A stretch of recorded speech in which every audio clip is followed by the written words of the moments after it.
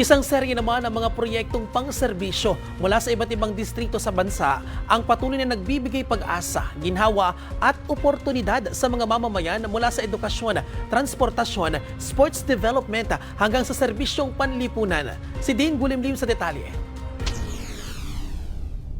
Puno ng pag-asa at kasabikan ang naramdaman ng mga mag-aaral at magulang sa Sauyo High School matapos na ma-turnover ang bagong 4 na palapag ng classroom building. Ang proyektong ito ay bunga ng pagsisikap ni Quezon City 6th District Representative Marivic Copilar upang matugunan ang patuloy na pagdami ng mga estudyante sa darating na school year 2026 to 2027. Patuloy naman ang pag-arangkada ng libreng sakay sa ikalawang distrito ng Quezon City na nagbibigay ng ginhawa para sa ilang commuter dahil mas pinahaba pa nito ang ruta mula sa kahabaan ng Commonwealth Avenue hanggang Eton Centris. Pinangunahan nito ni Quezon City 2nd District Representative Ral Tulfo bilang tugon sa patuloy na epekto ng krisis sa langis. Layunin ng programa na mapagaan ng gastusin at biyahe ng mga mamamayan lalo na tuwing rush hour.